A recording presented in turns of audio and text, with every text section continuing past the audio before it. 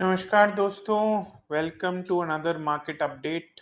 आज है 3 सितंबर ट्यूसडे और ये रात के 8 बजे करीबन मैं ये आपको मार्केट अपडेट दे रहा हूँ। तो पिछले करीबन पूरा जो अगस्त का महीना रहा है, तब से जो 3 गैप डाउन्स आए थे उसके बाद मार्केट धीरे धीरे इंच अप कर रहा है और अपने प्रीवियस हाई को तोड़कर ऊपर तो गया है। बट मेरा कंसर्न ये है कि अगर आप ये कैंडल देखें 26 जुलाई वाली और ये वाली कैंडल देखें जो 5 अगस्त को हुई है, उस हिसाब से जो कैंडल्स की जो बॉडी है या जो रेंज है, कैंडल का साइज जो है वो रिड्यूस होता जा रहा है। और पिछले 3 दिन से हम एक तरह का इवनिंग स्टार बन रहा है इधर, 3 bearish days। और जो कन्विक्शन है वो बड़ी कैंडल से आती है, बड़े साइज वाली कैंडल से आती है, जो कि अभी तक पिछले आप लगाइए 16 अगस्त के बाद कोई ऐसी कैंडल नहीं रही है जो बहुत बड़ी कैंडल रही हो। कोई मेजर कैंडल अभी तक आई नहीं है। तो ये एक कंसर्न तो नहीं कहूँगा ये, पर एक वॉच वॉच करना चाहिए ये फैक्टर को लेके, ये इस चीज़ को लेकर, और अपनी पोजीशंस को लाइट रखना चाहिए, यही मेरा सुझाव है। चढ़ती मार्केट में सब आ जाते हैं पैसा लगाने, और जैसे कि आप सुन रहे होंगे दूसरे न्यूज़ चैनल्स पे कि 22,000 करोड़ का एसआईपी अभी भी हर महीने लग रहा है। करीबन कई आंकड़े ऐसे भी आ रहे हैं कि 1 लाख करोड़ या 1.5 लाख करोड़ ऐसा कुछ है। इतना पैसा is waiting to be deployed into the market. और वो क्योंकि जो फंड मैनेजर्स हैं, जो पोर्टफोलियो मैनेजर्स हैं, जो पीएमएसएस मैनेज करते हैं, वो पैसा अपने साथ तो रख नहीं सकते, इसलिए वो पैसा कहीं ना कहीं तो उनको डालना पड़ेगा। और उसी वजह से हमारी मार्केट धीरे धीरे इंच अप कर रही है। और आई थिंक इस चीज़ की भी ऐसी कुछ वेट है कि भाई फेड की जो 18 तारीख को मीटिंग होने वाली है, उसका भी एक ओवरहैंग है कि वो रेट कट आएगा कि नहीं आएगा, और उसके बाद ग्लोबल मार्केट्स कैसे रिएक्ट करेंगी। तो ये सब को देखते हुए अपनी पोजीशंस को लाइट रखिए या अपने पोर्टफोलियो को थोड़ा हेज करके चलिए। इस मार्केट में हालांकि ये ऑल टाइम हाई पे है, कन्विक्शन ऑल टाइम हाई पे नहीं है, जबकि मार्केट ऑल टाइम हाई पे है। तो ये फर्क है, क्योंकि आप अपना जो पैसा डालते हैं, चाहे वो ट्रेडिंग के लिए है चाहे वो इन्वेस्टिंग के लिए है, मेन चीज़ तो हाई कन्विक्शन पे आप पैसा आपका सिक्योर भी रहता है, ग्रो भी करता है। बट अगर आपकी कन्विक्शन लो है तो मार्केट कहीं भी हो कोई फर्क ज़्यादा पड़ता नहीं है।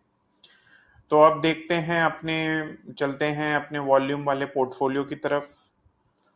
तो हमारे पास करीबन 21 दिन बचे हुए हैं इस पोर्टफोलियो के अंतर्गत, और हमारा पोर्टफोलियो करीबन 5% ऊपर चल रहा है। हमने कल दो फेरबदल किए थे। एक तो हमने ऑथम इन्वेस्टमेंट को हमने उसका प्रॉफिट बुक कर लिया था, और दूसरा हमने क्या किया है, जीएसपीएल को ले लिया था। तो जीएसपीएल हमने 459.5 के भाव पे लिया है, और ये हमारी लेट एंट्री है। जीएसपीएल तो पिछले एक हफ्ते से चल ही रहा है 390 के भाव से, वो 459 पे आ गया। बट हमने लेट एंट्री इसलिए की क्योंकि हमने सोचा हुआ था कि हम हफ्ते दर हफ्ते ही स्टॉक को ऐड करेंगे। तो जीएसपीएल पे जब पूरी स्ट्रेंथ बन गई थी, हमने उसको मंडे को ऐड किया। तो जीएसपीएल ऐड कर लिया करीबन 16 शेयर, और हमने ऑथम को बुक कर लिया। तो ये ओवरऑल पोर्टफोलियो का अपडेट है। अब चलते हैं वॉल्यूम बजर की तरफ। वॉल्यूम बजर में मैंने आज के वॉल्यूम बजर्स ऐड कर दिए हैं ऑलरेडी, और इनको मैंने सॉर्ट कर लिया है वॉल्यूम ब्रेकआउट के ऊपर। और जैसे कि हमारा रूल है, पिछले महीने मैं बता चुका हूं कि जब वॉल्यूम ब्रेकआउट से बड़ा होगा VQR तो ही हम उस स्टॉक को कंसिडर करेंगे। और दूसरा रूल तो हमारा शुरू से चलता आ रहा है, जो कि है 5,000 करोड़ से ऊपर की कंपनी को हम हाथ लगाएंगे। तो अब देख लेते हैं कि ये कंपनी क्वालिफाई नहीं करती है, ये नहीं, ये नहीं, ये नहीं। पहली जो कंपनी शो अप कर रही है जो 5,000 करोड़ से ऊपर है, वो है VRL लॉजिस्टिक्स, जिसमें वॉल्यूम आया है 56 का और VQR है 107। तो ये दोनों कंडीशंस मैच कर रही हैं। तो VRL लॉजिस्टिक्स के अंदर चलते हैं। लॉजिस्टिक्स की कंपनी है, ये एक एवरग्रीन सेक्टर मानता हूँ लॉजिस्टिक्स का, क्योंकि हर चीज में इधर से उधर जाने के लिए आपको लॉजिस्टिक्स की जरूरत पड़ती है, चाहे वो सी हो, चाहे एयर हो, चाहे सरफेस हो। तो इसमें प्रोमोटर होल्डिंग अच्छी खासी है। ROE लगभग ठीक ठाक है, ज्यादा एक्स्ट्रॉर्डनरी तो नहीं कहूंगा। ROC भी लगभग ठीक ठाक ही है।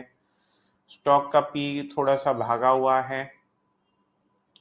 और ये स्टॉक अपने 200 मूविंग एवरेज का ब्रेकआउट आज इसने दिया है विद ह्यूज वॉल्यूम। तो ये एक अच्छा साइन है। और अर्निंग्स इसकी डिक्लाइन कर रही हैं, तो ये एक रेड फ्लैग माना जा सकता है कि पी इसका बढ़ रहा है, अर्निंग्स डिक्लाइन कर रही हैं। ऑब्वियसली पी इसलिए बढ़ रहा है क्योंकि अर्निंग्स डिक्लाइन कर रही हैं। तो ठीक ठाक EPS है इसका, जो कि डिक्लाइन पे जा रहा है। तो ये एक मेरे नज़र में रेड फ्लैग है, इसको थोड़ा सा वॉच करना पड़ेगा। मैं इतना कंफर्टेबल नहीं हूँ। और इसका जो IV फैक्टर है, जो हम नॉर्मली 0.6 को अच्छा मानते हैं, वो 0.24 दिखा रहा है। तो इसको थोड़ा वॉच करेंगे। जल्दबाजी कोई नहीं है हमें लेने की। एक और प्लेयर ढूंढ लेते हैं जो इससे बेटर परफॉर्म कर रहा है और 5,000 से ऊपर है।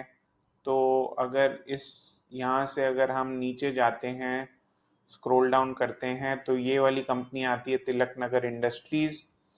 इसके कुछ मीट्रिक्स मिसिंग हैं, तो इसको भी हम हाथ नहीं लगाएंगे। फिर उसके बाद आता है बॉम्बे बर्मा। इसका IVP भी अच्छा है, और पर इसमें ये वाला फैक्टर मैच नहीं कर रहा है। फिर उसके बाद आता है, इसमें भी ये फैक्टर मैच नहीं कर रहा है, वो VQR कम है। इसमें VQR है ही नहीं केन्स टेक में।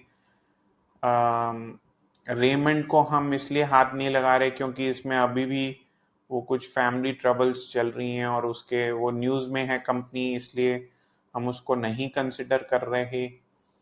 उसके बाद आता है क्वेस्ट कॉर्प, उसमें भी VQR कम है।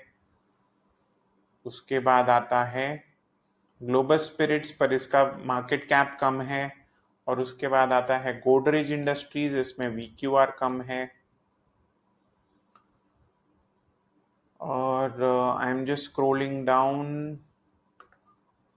हाँ, अब आ गया ये Gujarat gas. So this is the contender जिसमें 5,000 से ऊपर है इसका मार्केट कैप, और इसमें VQR जो वॉल्यूम से है वो ज्यादा है। तो next contender is Gujarat gas. तो एक हमने सिलेक्ट किया VRL लॉजिस्टिक्स, और दूसरा कंटेंडर है गुजरात गैस। तो ये दो स्टॉक्स पे हमने नज़र रखनी है इस हफ्ते।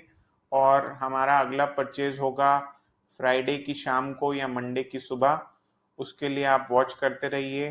तब तक ये वीडियो शेयर कीजिए अपने दोस्तों के साथ, ताकि वो भी जान पाएं कि ये स्ट्रैटेजी क्या करती है। Thank you so much, and मिलते हैं नेक्स्ट वीडियो में।